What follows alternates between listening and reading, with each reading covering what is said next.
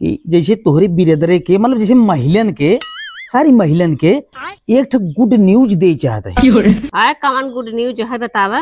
बताई दे। तो अच्छा हो एक बेकार का है। जैसे महिला पुरुष सब सुन ले लेकिन खासकर महिलन के लिए है।